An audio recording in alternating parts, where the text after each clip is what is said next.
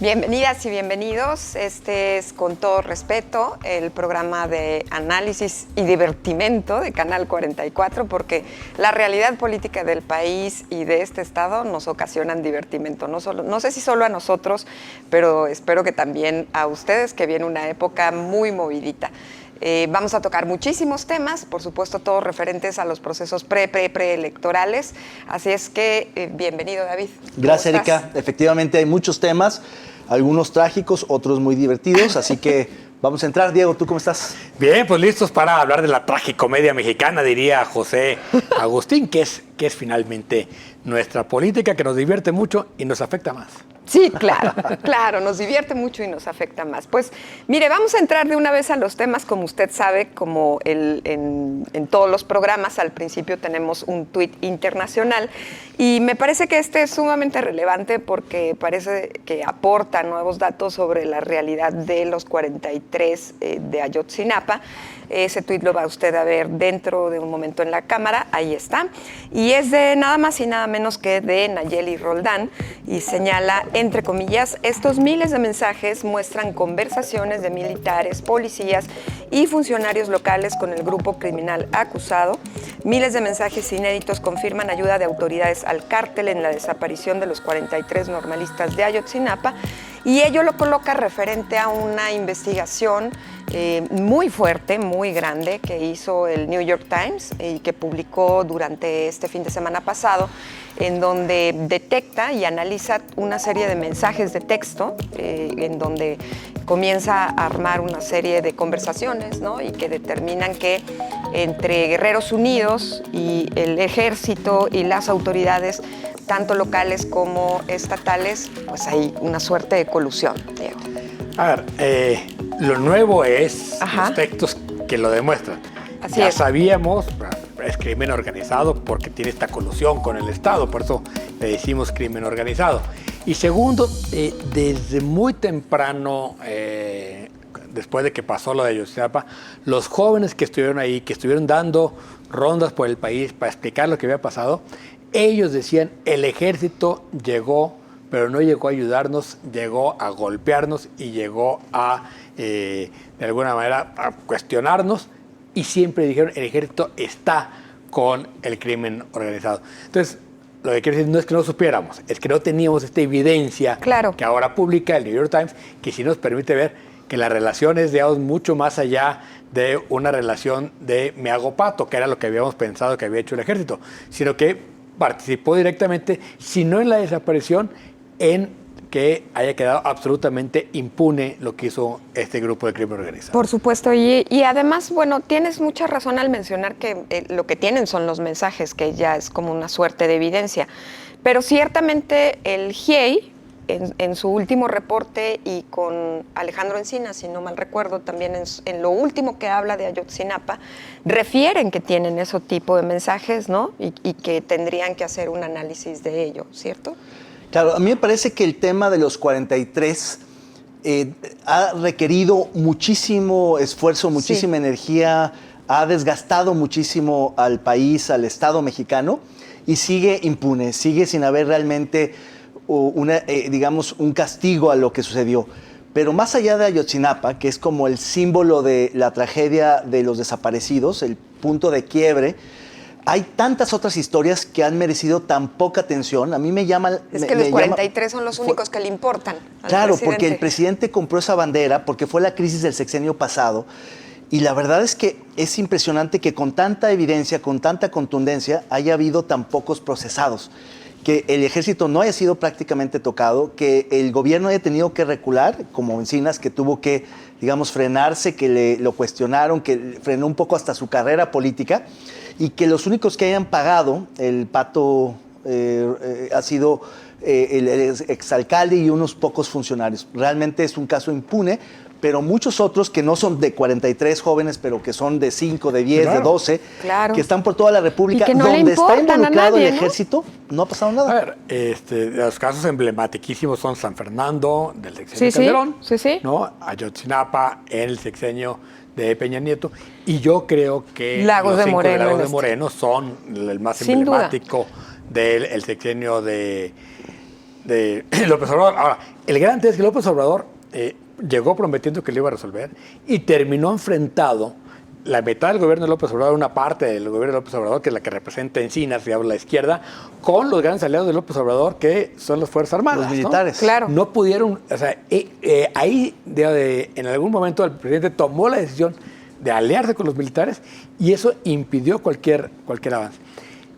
Y impide también ver cuál es la colusión de las Fuerzas Armadas con el crimen organizado, que me parece que siempre ha estado ahí, o sea, tampoco es novedad. Por supuesto. Lo que permitiría esto es ver cómo está coludido el ejército con el crimen organizado. Hay un caso, el de otros jóvenes en Tamaulipas, en donde sí se investigó, incluso se llegó a detener y están por sancionarse algunos militares. En un asesinato. Porque los asesinaron a sangre En fría. la carretera, y porque había ¿no? evidencia incontrovertible, porque había videos. Sí. Sí, había claro, muchas claro, inconsistencias claro. respecto de si habían Y ahí no repelido hubo el para dónde fuego. hacerse. Pero es el único caso. En realidad, se han procesado a muy pocos militares frente a tanta colusión, complicidad que hay del ejército. Y hay quien todavía se pregunta si no es riesgoso darle tanto poder a los militares, habiendo tan pocos mecanismos de rendición de cuentas y de control democrático del ejército. Sí, claro. Pues quizás esto nos dé todavía mucho más de qué hablar, sobre todo de cara a la renuncia de Carla Quintana en la Comisión Nacional de Búsqueda, que es de verdad un asunto preocupante. Así es que estaremos seguramente tocando este tema hasta que acabe el sexenio, muy seguramente, y en el que viene, porque esto no tiende para dónde acabar. Pero vamos entonces ahora al tuit nacional. Este es del carnal Marcelo, ¿no? Don Marcelo Ebrard, que a unas horas de contabilizar ahora sí los votos de la encuesta de Morena, que pretende anunciar quién es el candidato o la candidata preferida, el día de ayer, ya anoche, puso este tuit que dice: sigo muy preocupado por el proceso de la encuesta en curso. Mañana haremos revisión con nuestros representantes de las incidencias y problemas. Les mantengo al tanto. La verdad es que ya todo el mundo decía que era como un mensaje para amagar, porque justo hoy en la mañana se verían en el World Trade Center de la Ciudad de México empezar el proceso de contabilización de votos, en donde todavía están en este momento. Y también precede a un tuit anterior de la semana pasada, donde también mostraba preocupación. Así es que Marcelo se preocupa y seguirá preocupado. Yo creo que hay una gran incertidumbre real, es genuina, Sí. de qué va a hacer Marcelo. En un análisis escribía ayer Jorge Cepeda Patterson, un poco queriendo como empujar a Marcelo hacia afuera de Morena, diciendo: no va a ser candidato, ya perdió, pero tampoco lo va a hacer en el 30, que tampoco le conviene ser senador, no lo van a ver bien, prácticamente tiene un pie fuera, porque eso ayudaría al presidente a dividir la oposición. Lo dijo quizá de manera más sucinta Pues el propio Luis Donaldo Colosio.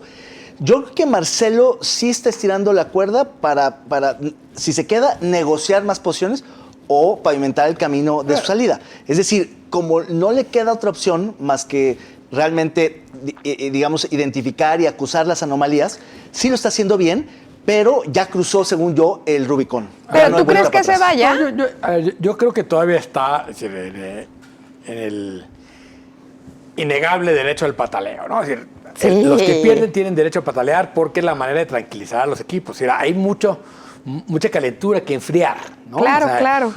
El derecho al pataleo, ¿eh? No se les olvide. Porque los equipos de Marcelo y de Claudia se enfrentaron muy fuerte en esta elección. Entonces Sí. hay que bajarle.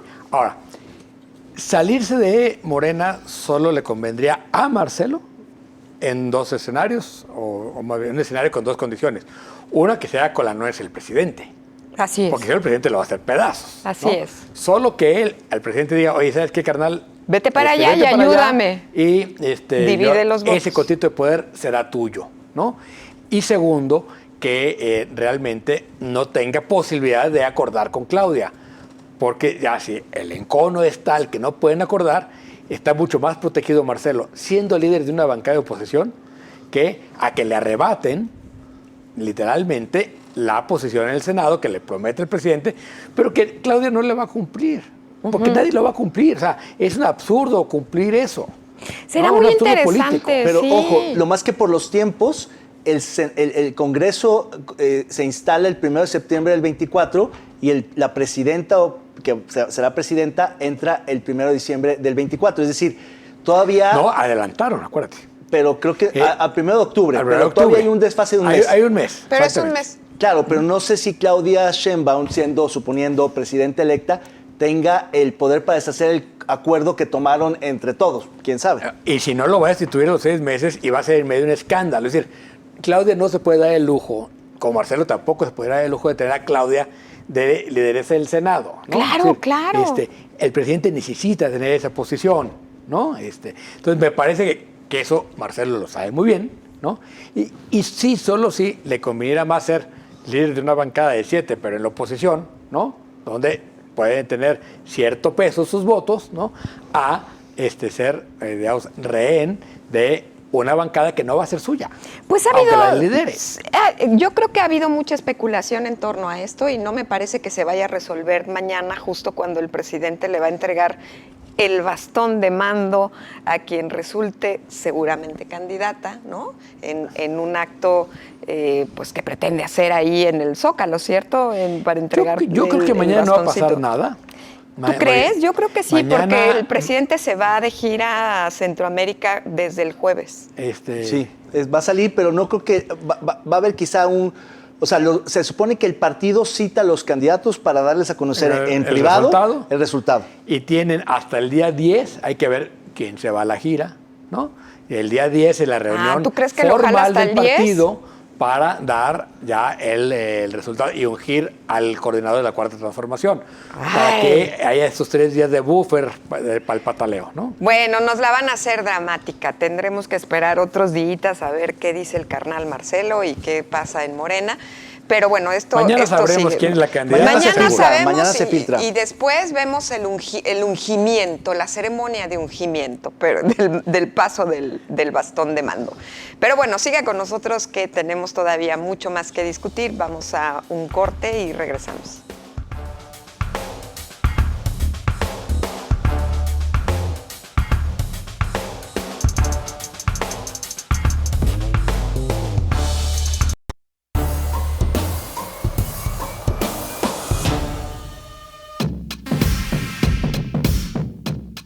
En el quinto informe de gobierno de Andrés Manuel López Obrador, desde Campeche y tras la llegada tarde por el inicio de las pruebas del Tren Maya, el mandatario volvió a la carga contra el Poder Judicial. Además, estableció un cronograma para la entrega de sus últimas grandes obras, entre las que mencionó la Línea 4 de Jalisco, mientras que también aprovechó para castigar las aspiraciones de Zoe Robledo, director del IMSS, quien no será candidato en Chiapas.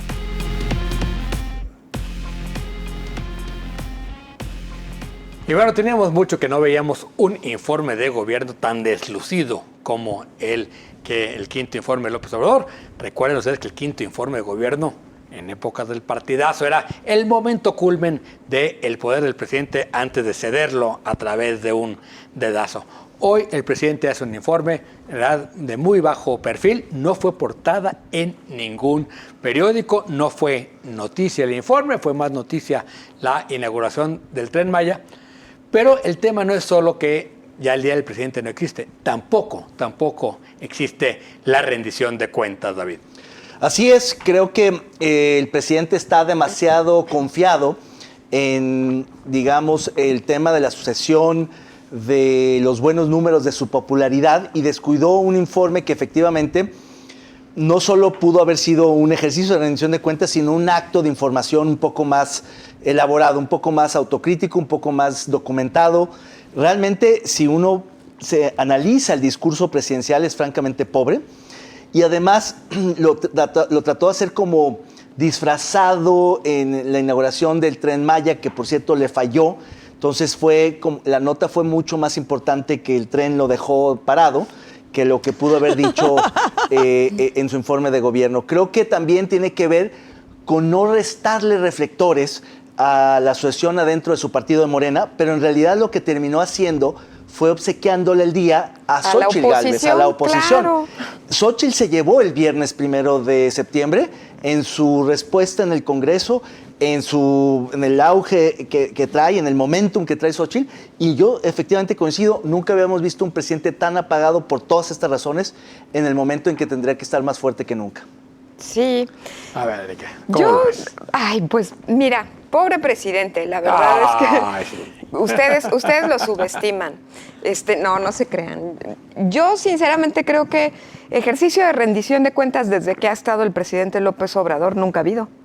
O sea, ¿No? ya ni siquiera se extraña ni nada, ¿no? Yo creo que más bien tendríamos que exigir que quien llegue, el próximo presidente o presidenta, retome los informes como un ejercicio de rendición de cuentas, porque este señor nunca Hombre, lo ha que tenido. se sienten a escuchar Claro, a los partidos, que se claro, debata que la haya un nación, debate. digamos. Y que se ¿no? entregue algo, ¿no? Sí. También. Y que Sí incluso se el entregó, gabinete fue María Luisa Alcalde a participe. entregar el informe. Ahí es donde Xóchitl aprovecha para contestar. Claro, pero que entonces, es que antes había hasta una suerte de atención sobre las glosas, ¿no? Y ahora todas las glosas pasan desapercibidas como pasa desapercibido Pues todo el el gabinete gabinete del pasa presidente, desapercibido, exacto. ¿no? O sea, tiene sentido. Ahora, de todo lo que dijo el presidente, yo creo que está muy acostumbrado a hablar con medias verdades o medias tintas. La verdad es que sí menciona frases contundentes, pero que todas ellas están llenas de muchas mentiras, ¿no? O de verdades a medias. Y se le olvida contrastar con todo aquello que hizo en el último año y que ha tenido los resultados tan pésimos como el sistema de salud, ¿no? Terminar con el INSABI y instalar un IMSS Bienestar que nadie conoce, que me parece deplorable. Todo el tema que tiene que ver con, sí, claro, sacar a las personas en situación de pobreza, pero al mismo tiempo disminuir lo que es lo público, que dicho sea de paso, cuando dice Xóchitl en el discurso, me gusta la república porque lo público es lo que debe de vivir en este país. La escuela pública, la salud pública, ¿no? Me parece que hace una buena metáfora de todo esto. Y al contrario, prefiere irse a perder todo el día el Tren Maya con un montón de oligarcas ahí que le encanta, ¿no? O sea, estar ahí sentado con el ingeniero Slim y con uno de los corporativos de Televisa. Con el gobernador de Jalisco. Exacto, ¿no? o sea, con esto sí me siento, con esto sí viajo y chucuchú, todo el mundo muy encantado.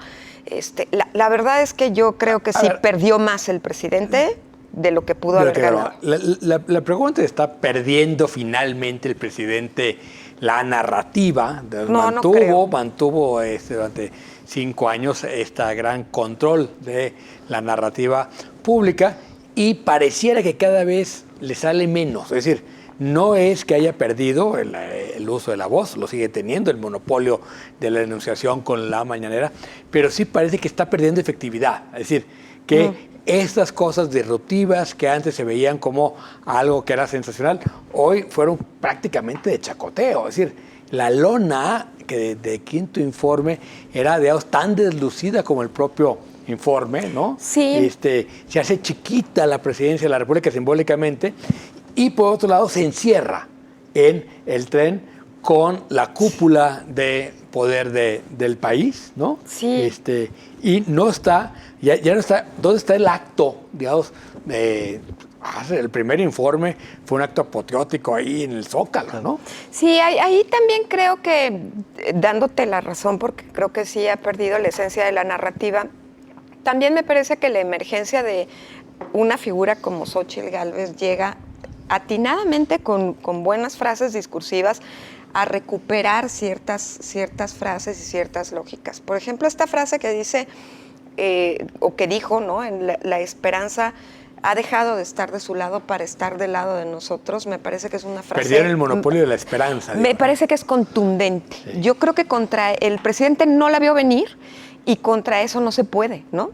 Y les va a costar mucho trabajo recobrarlo y recuperar ese sentido. Sin entrar todavía con el tema de Xóchitl, que creo que le está arrebatando muchas banderas al presidente, yo lo que creo es que el presidente apostó a que su final de sexenio iba a fincarse en las grandes obras emblemáticas. Y la implementación es el talón de Aquiles de esta administración. No ha podido ejecutar las grandes obras. Inaugura Dos Bocas, la refinería Olmeca, con un primer barril que es el barril más caro que se ha procesado en el mundo, pero eso no significa que empecemos a tener gasolina ni a exportar más, no, significa que simplemente ya pasó un chorrito de aceite. Dos, en el caso del Tren Maya, hizo un trayecto yo creo chiquito. que lo conectaron y lo mandaron por el tubo de al lado. Sí, claro, El Tren claro. Maya no está terminado, faltan muchísimas partes, es un desastre ecológico, pero inauguran un tramito. No lo habíamos visto ni con Peña Nieto cuando hizo aquí las prácticas, las pruebas efectivamente, es algo parecido. Son las pruebas Pero la dinámicas manera del en que tren. él dice Por eso que- va tan Sí, sí, tan sí. lento. Bueno, Sí, el sí. propio AIFA, que es la única obra que está completamente terminada, pero que no funciona. Ayer daban los datos espérate, en la no prensa, está- es un desastre. Es que no está terminado porque un aeropuerto no es una pista y una terminal. Un aeropuerto es la conectividad completa. Claro, y no está claro, terminado. No hay manera de claro. llegar a un aeropuerto, no puede estar No, terminado. bueno, eso es en lo físico, pero pensé que ibas a hablar de la conectividad aérea, es No, decir, de tampoco. cómo No, trasladas tampoco. vuelos O sea, para todo allá completo. a la fuerza. Y el Istmo y la otra El gran transísmico. obra, El transísmico. no existe. Realmente el presidente va a llegar al final de su sexenio el próximo año sin que ninguna obra esté terminada. Oye, ¿y qué te parece que en medio, pues todo el chisme de la fiesta de la hijastra del hijo, Bueno, en a ver, Culiacán, al parecer la hasta señora Murba. tiene dinero. Al parecer sí, como dijo ¿no? en su mañanera. Y hoy dice Qué escándalo, ¿no? Terrible. el señor López Beltrán que por favor no lo estén molestando, que él no se gastó un peso de dinero público. ¿Por qué O sea. crucifican a Santiago Nieto o a César Yáñez? Por sus bodas, por ¿verdad? exactamente lo mismo, ¿no? Sí, claro, Y él claro. sí puede hacerlo, porque pues, no somos iguales. Sí, yo creo que fue un mal fin de semana para el presidente, ¿no? Si tuviéramos que hacerle una evaluación, me parece que tuvo un muy mal fin de semana. Seguramente Tanto como para hizo ponerlo en la berrinche. neta, ¿no? Sí, ponlo en la neta, no. Sí, yo creo que sí, tuvo un mal fin de semana. Sin duda, yo creo que este tipo, a pesar de todo, este tipo de resbalones, de contradicciones, de casos de escándalo, le mellan mucho menos que a anteriores presidentes. Por alguna razón, es muy hermético en ese sentido el presidente. Tiene teflón, no le salpican estos escandalitos de corrupción. No. No.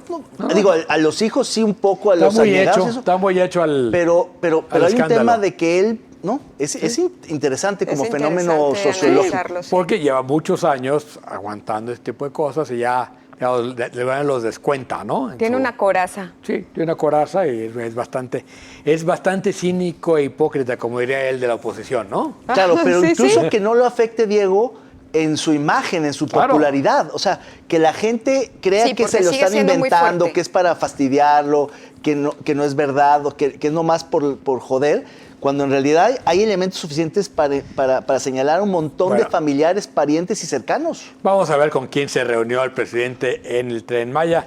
Vea usted esta foto que le hemos preparado para el resbalón.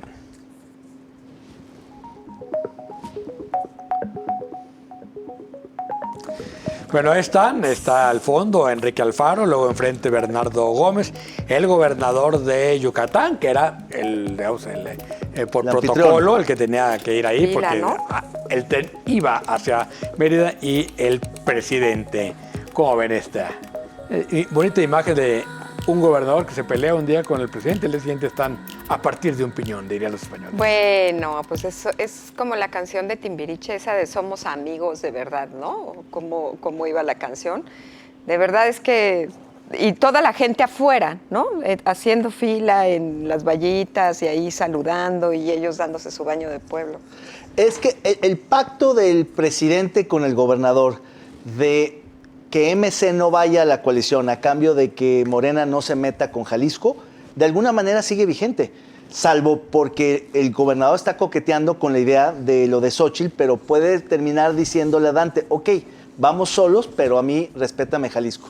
Mientras que esa condición se la cumplan, va a estar en el tren, va a estar en las giras, va a repartir los libros de texto, Y va a hacer lo que también tenga que hacer. Yo creo que tiene que ver con que le desactiva el problema del tema de los libros de texto de Jalisco, que Sí. sí era importante en el sentido de que si no reparten los libros de texto en Aguascalientes, no es que Aguascalientes no sea importante, pero no es algo trascendente, pero Jalisco sí es, digamos, el tercero o cuarto número de habitantes, la educación en Jalisco, de aquí nacen los grandes movimientos conservadores, en fin, me parece que sí el presidente de alguna manera le paga el favor con esta foto. Con invitarlo a un paseíto a 20 mesa, por hora. ¿no? Sí, claro. ¿Y qué tal la fotito? Digo, no tiene nada que ver con esta foto, pero la fotito del presidente yendo al último informe de gobierno de Alfredo del Mazo. El único informe al que ha ido. El único. No ha ido ninguno de los de Morena. Pero déjate tú que haya acudido. Los elogios cruzados, Sí, sobre caray. todo la lambisconería de Del Mazo, Claro. que le quedaría corta una embajada para los elogios que dio. sí. Qué cosa. Ahora queda claro, y por eso Alito también lo criticó, de cómo entregó el Edomex a Morena. O sea, la abrazaba y le decía, ¿qué hay libre, ¿no? Exactamente, Como para bueno. ver a dónde lo manda. Vamos a ir a un corte, vamos a regresar para hablar de temas locales, lo que está pasando en el Bajío. Está usted, con todo respeto, no le cambie, regresamos.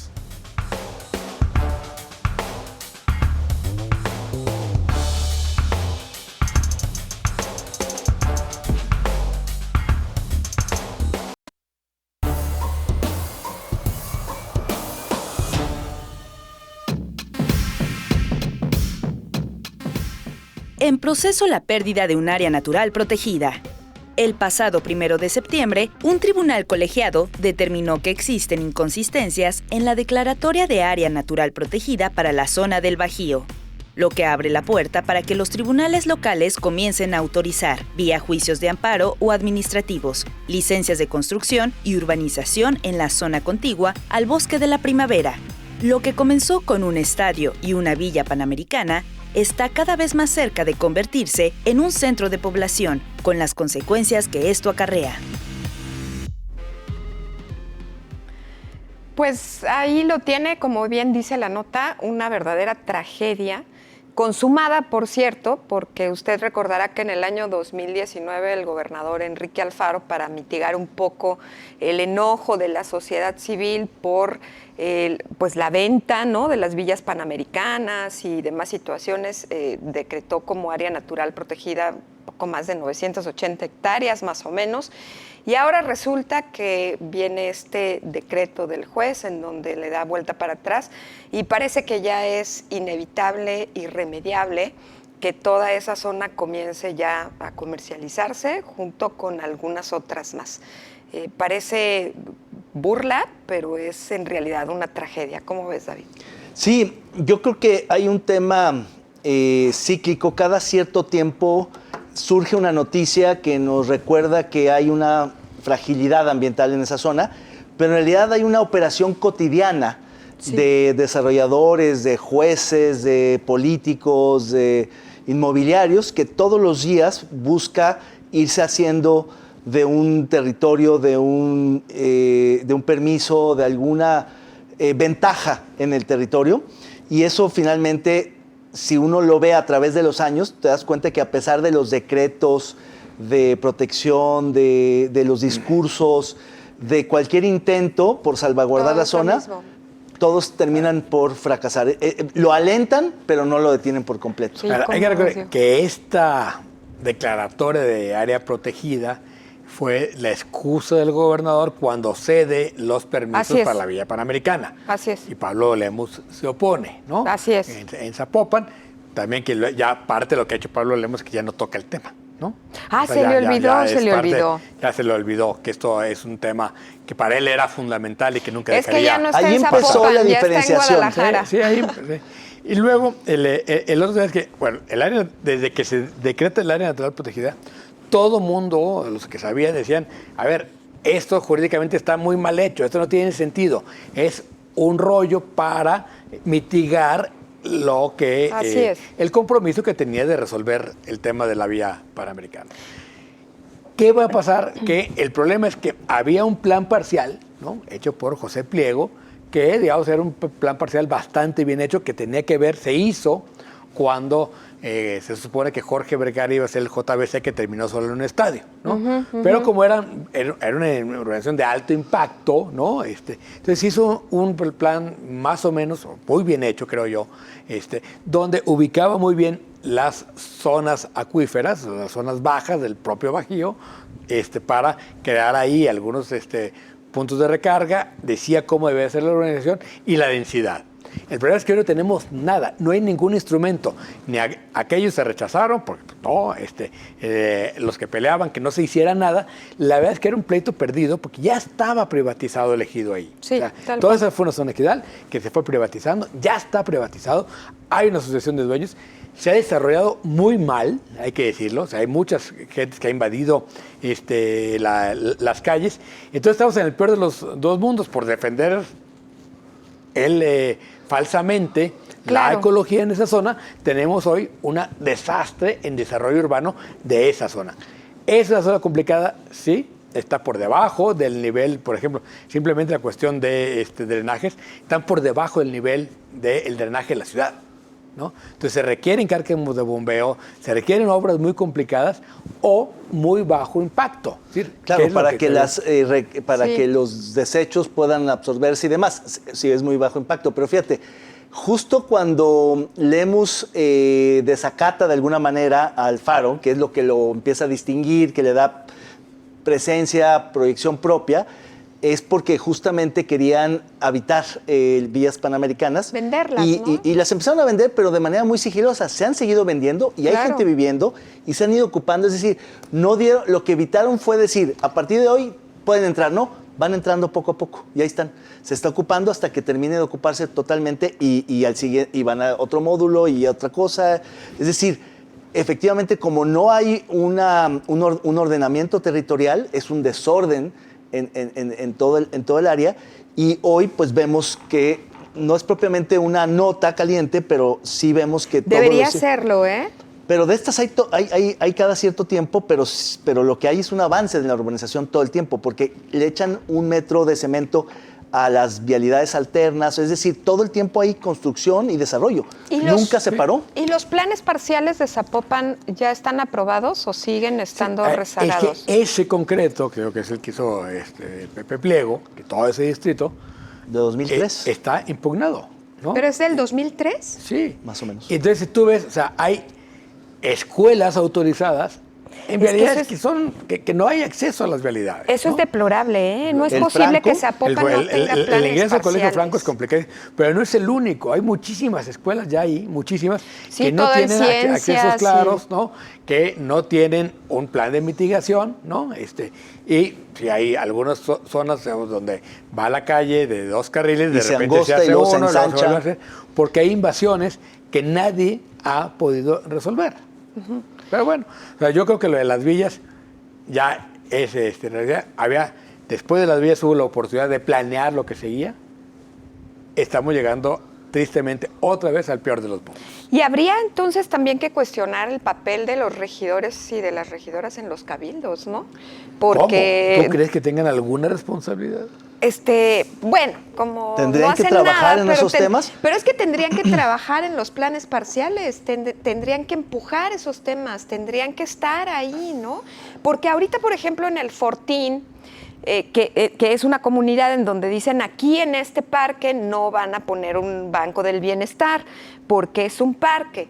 Y se manifiestan, se organizan, hay coberturas, ¿no? Pero ahí está Pedro Kumamoto, por ejemplo, diciendo, sí, los del Fortín tienen razón. ¿Y qué pasa aquí? ¿Qué pasa con este tipo de cosas que están ocurriendo? Yo creo que es un tema demasiado en el grande y municipio? complejo que rebasa por mucho, no a uno, a todos los regidores. Yo creo que es un Pero tema no pueden que estar alejados tendría del que debate, tratarse, así como con la primavera crearon en algún momento un consejo y un comité y un poco de recursos. Algo así tendrían que ser para el Bajío, donde colaboren y participen empresarios, o sea, una cosa más grande con recursos para darle dientes eventualmente y que puedan sacar la chamba. Los principales interesados en que eso se desarrolle bien son los propietarios. Claro, claro. ¿No? Yo creo, si no trabajas con los propietarios, igual que en la primavera, si no trabajas con los propietarios no tiene ningún sentido lo que hagas. Es decir, tienes que darle sentido, no solo económico, sino sentido de futuro, de sustentabilidad a toda el área. Y segundo, tienes que ser, digamos, de alguna manera, decir, esa área se va a urbanizar. ¿Cómo es la mejor manera de urbanizarla? Porque ponerse enfrente de la aplanadora a ver cuándo nos aplasta me parece que es la peor decisión. ¿no? Sí, y nos lleva a debates ya infructuosos, Sí. en donde cada 3 De no años pasarán, en temporada haremos como que electoral no pasaron. Pero pasa lo yo mismo. diría sí con los propietarios, por supuesto, aunque hay dos tipos de propietarios. Los que están dispuestos a hacerlo bien, con áreas verdes de recargas, con mitigación y demás, y hay los que quieren ya desarrollar edificios y agrandarse todo su espacio. Como siempre. Por eso. Pero hay que Pero incorporar. tienes que ganarles a esos. Y la manera de ganarles es que Sí, todos, pero- que haya una asociación de vecinos que digan lo que más nos conviene a todos es Claro, pero yo creo que el eso es tema de activismo social también. Claro, yo creo que el tema del Bajío, como el de la primavera, no es solamente de los propietarios, es del conjunto de la sociedad. Que haya propietarios, que muchos tienen orígenes muy irregulares y absolutamente corruptos, no significa que tendrían que tener una preponderancia. No, yo metería ecologistas, es decir, es un Sí. tema metropolitano. No es solamente municipal y mucho menos de la zona. Lo que yo creo, ¿no? sí, estando de acuerdo contigo que ese es lo ideal, que ya pasamos ese momento. Ok. Sí, que ese momento ya, Sí, está. ya. En el momento, el gran error de hacer ahí la Villa Panamericana, ¿no? Que ese es Sí, ya. digamos, el error fundador, ¿no? El pecado de origen. Sí, La cicatriz. ahí rompiste la posibilidad de hacer esto. ¿Por qué? Porque primero hay un antecedente jurídico y ese antecedente jurídico lo rompió el gobierno, no lo Así rompió es, en particular. así es. ¿no? Y en el momento que el gobierno es quien gestiona para un particular, el dueño de la villa, ¿no? Pero que da esa autorización, ahí le diste la torre a todo. Lo que te queda hoy es contener, porque el error ya está cometido. Lo cierto es también que si tú, parte de lo que pasa también es que si tú transitas por toda esa zona, por toda la carretera, la salida de la carretera Nogales hacia ¿Dónde queda Vallarta, Nogales, lejos. Pero si circulas por toda esa zona están pues un montón de fraccionamientos nuevos, ¿no? Estos que están con montones de bardas enormes y demás. Invariablemente afuera hay una lona enorme en todos ellos diciendo que están hartos del problema de las vialidades, de las entradas y salidas, claro. de los accidentes, Claro. que no van a permitir que haya más el desarrollo urbano en fraccionamientos, estrella, o sea, es decir, a partir de los ingresos a la pero ciudad. toda ¿no? esa zona está llena de Pero lonas. hay que regresar. La primavera se decreta como área natural protegido porque empezaron a tragarse los fraccionamientos. Claro. Fue el Pilar de la Venta, fue El Palomar, Bugambilias. Es que todos esos no deberían de existir. No, en el Bajío no. mismo está Rancho Contento, que ellos se jactan de ser los Al lado. defensores cuando es absolutamente irregular. No debieron de haber estado ellos Claro. ahí para A ver, empezar. desde un principio. Claro, ya Ellos están. En los 70 le dieron permiso y ellos son anteriores al decreto. Claro. Sí. El Bajío no está en el decreto.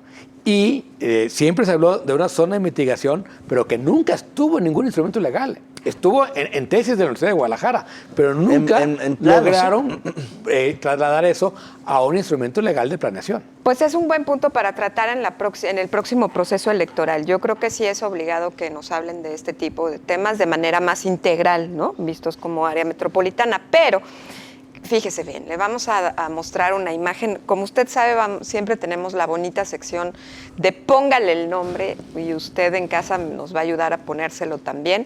Pero la dejo con esta imagen para que después le pongamos el nombre.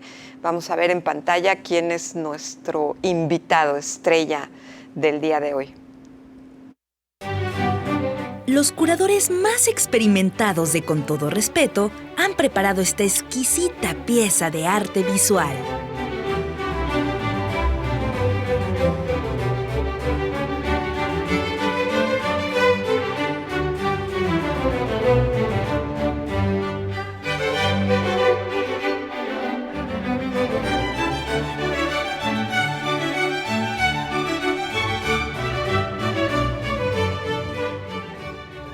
Usted, póngale el nombre.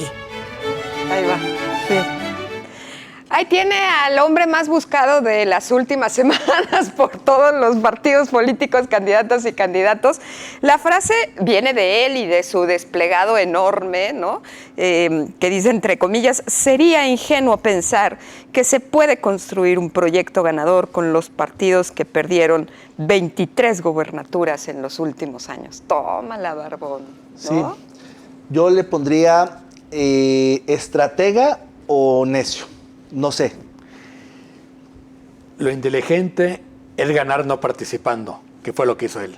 Ah, ¿qué tal? Mira. No, yo me quedo con la del más buscado de la época, ¿no? Este señor que de veras todo mundo se pelea una palabra de él o hasta un suspiro. Así es que vean, vamos a ver. ¿Lo logró? Sí, lo logró. Y ese desplegado que publicó, que me pareció ridículo también, ¿no? Sentirse como el mártir de la democracia en este país. Es un poquito, sí, era un homenaje al ego. Es un poquito desproporcionado. A plana completa. Pero bueno, el hombre más cotizado. Vamos a ver qué es lo que determina este señor en las próximas semanas. Y mientras tanto, acompáñanos a un corte que regresamos con el último bloque de Con Todo Respeto. No se vaya.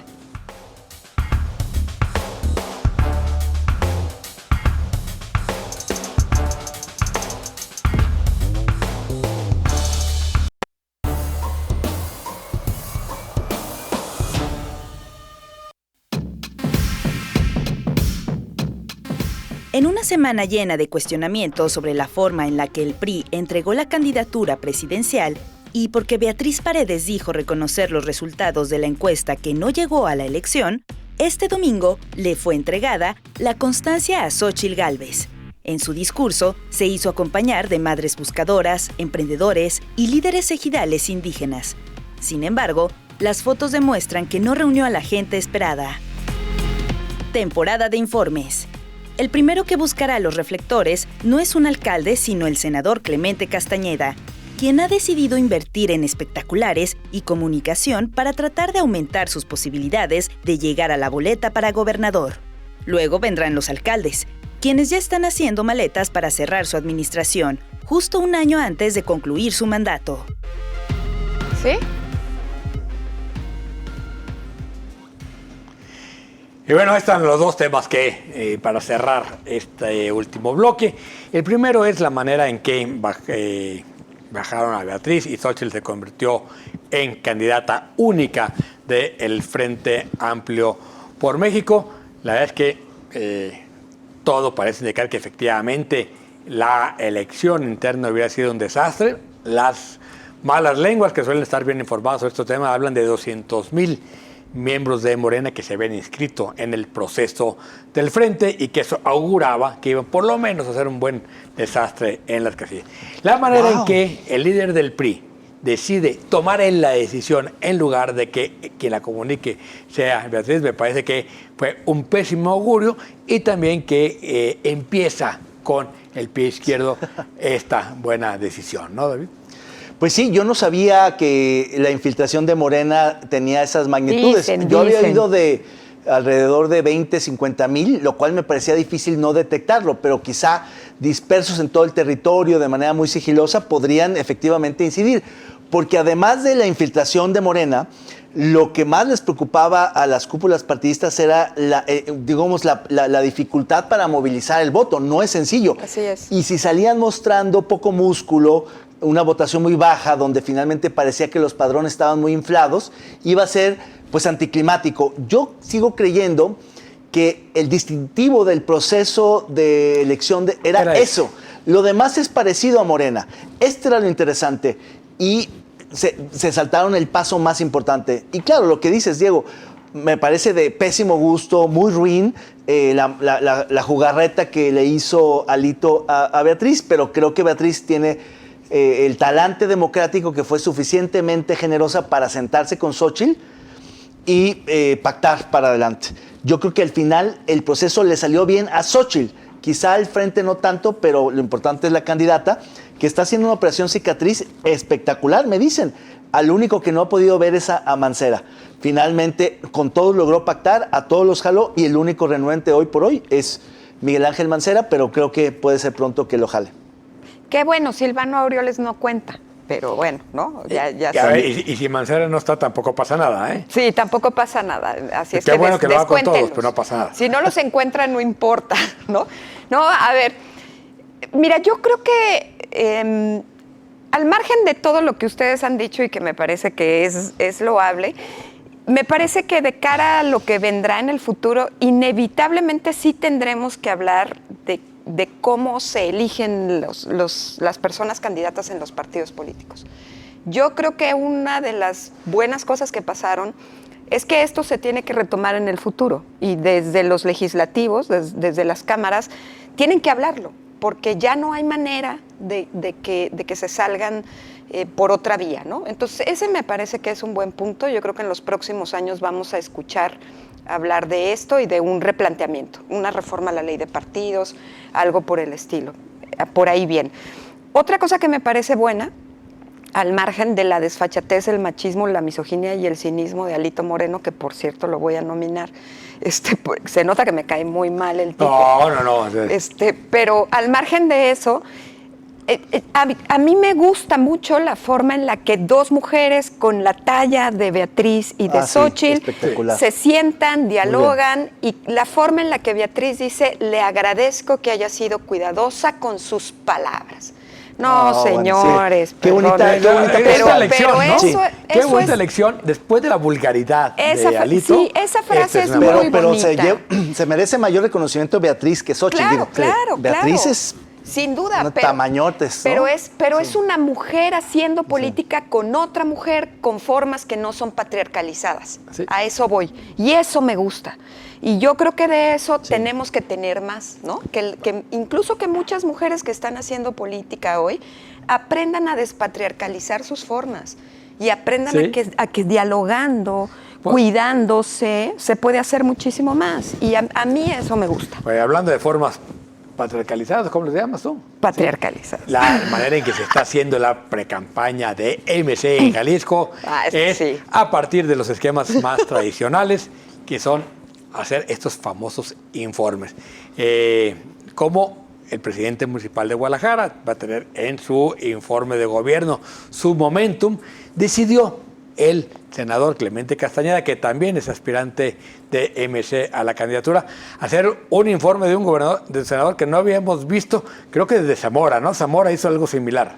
No, y Raimundo también creo que en su momento hizo algo, pero nada del tamaño. También, Chema, no, ya se pusieron de moda. Antes los senadores ni venían al Estado. No, ¿para qué? Pero ahora, desde el año pasado, si recuerdan, Clemente Castañeda ya hizo un primer informe masivo, pero parece ser que va a ser apoteósico, o sea, quiere tirar la casa por la ventana. De entrada, que sea en un recinto de la Universidad de Guadalajara ya es interesante.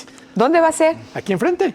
¿En el Conjunto Santander? Fíjate, para que veas cómo el conflicto fue superado al punto que MC, toda la plana mayor de MC, va a estar en los territorios de Raúl Padilla. En un recinto universitario, fíjate. Ay, no. Bueno. Qué bueno, me da gusto. ¿Lo irá a mencionar, Clemente, a Raúl Padilla? No creo. No pero llegamos pero sí creo que haga alusión a la Universidad de Guadalajara y agradezca el espacio, porque finalmente creo que ese tema ya está, con los broncas que traen, yo creo que ese tema ya está superado, ¿no?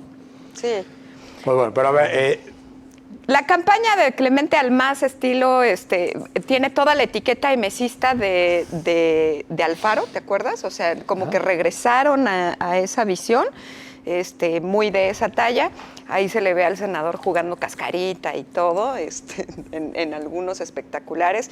Me parece que va a ser una muestra de músculo político, ¿no? Y de vénganse los buenos a ver a dónde jalan. Y de aprovechar esto para hacer nombre, porque el gran problema que tiene Clemente como buen senador es el desconocimiento. Nadie sabe quiénes son los senadores, ¿no? Sí, claro. Yo creo que es una buena oportunidad mientras la ley se los permita y mientras rindan cuentas sobre los gastos, ¿no? A mí me parece menos cínico, hay menos desfachatez en un informe de los legisladores o de los alcaldes que en todos estos procesos internos de los coordinadores de la 4T y de los coordinadores del Frente. Nada más que también de esto hay que dar cuentas, ¿eh? Sí, claro. ¿Cuánto está metiendo dinero en espectaculares y para buses? Por eso, que rinda cuentas, ¿no? O sea, yo creo que todo informe es válido, incluso necesario, siempre que vaya acompañado de eso. Es la costumbre, ¿no? Va a acabar diciendo que se los regalaron. Sí, dices, no, pues no sé quién los puso. Un amigo de mi amigo. Sí, pues ya ves cómo es la gente de buena onda que anda ahí poniendo anda ahí regalando cosas. Siempre salen los amigos que tienen espectaculares, volantes, pelotas, regalos, dádivas, tinacos, láminas. Nada más que se les olvida que todo eso se contabiliza. Pero además, mucha de ese recurso es finalmente recurso público. Claro. Por eso México es de los necesitamos que países rindan donde cuentas. más impúdicamente se gastan recursos o se desvían recursos públicos. Porque si fuéramos una democracia como la estadounidense u otras, donde finalmente son privados que le apuestan, no, aquí hay mucho recurso público o recurso ilegal, que todavía es peor. Pero recurso privado, los empresarios hay algunos que sí le meten, Sí. pero no tanto, mucho menos de lo que dicen. Sí. Pero bueno, Sí. ahí está el senador Clemente Castañeda a punto de dar su informe del Senado. Es ya el día 5. El viernes. El viernes. Ah, ¿no? el viernes. El día ¿El de 8. Lemus cuándo es? Y el de Lemus es la semana que entra el 12, si no me equivoco. Entonces, pues 4 días de diferencia entre uno y otro. Ya. Vamos a el premio La Neta No. ¿Por quién votó usted la semana pasada?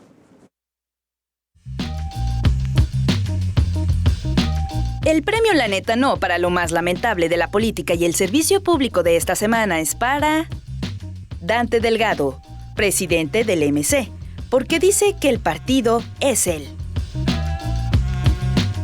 ¡Enhorabuena! Te digo. Felicidades, esta elección sí la ganó Dante Delgado, porque dicen de que el señor nunca ha ganado la elección, porque nos va a decir ahora cómo se ganan las elecciones, ¿no? Esta sí la ganó, entonces ya puede presumirlo en su palmarés. No, y por buen motivo, ¿no? Te digo que su Cerrada, desplegado es... 31, 36, frente a Alito y a Rubiales, dos machazos, Erika, Oye, yo voy a ir otra vez por Alito Moreno. hasta que gane. Hasta que gane. Con Alito hasta Soy con Alito hasta persistente. que gane. Con La Alito neta no. hasta que gane, la neta no. Porque además, mira, lugar al que se para, se le nota el hambre, como dicen, ¿no? El hambre. De regresar y hacer todas sus cochinadas. Yo lo nomino por la forma en la que bajó a Beatriz Paredes, por la entrevista que le dio ayer a Loret, hablando maravillas del gobernador Alfaro, ¿no? Diciendo, sí, él lo puede todo, va a ganar todo, ¿no? Y por toda la ansiedad que se le nota en términos de esta construcción de la alianza. Yo quiero nominar a Alfredo del Mazo, el gobernador del Estado de México, Justo. por esa lambisconería y sumisión que dan pena ajena. Es que también, perdón, Alito Moreno ayer dijo que iba a iniciar el proceso de expulsión de Alfredo del Mazo por traidor.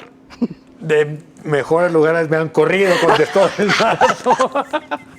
¿Y tú a quién nominas, Diego? Yo, al presidente, y creo que siendo la semana del presidente, realmente está totalmente desvanecido y desaparecido. Ahí tiene usted, ahora sí, solo machos. Solo puros machos. Ahora y puros bien machos, ¿eh? Bien machos. Vámonos, muchas gracias. Nos vemos, nos escuchamos la próxima semana en Con Todo Respeto. Buena semana.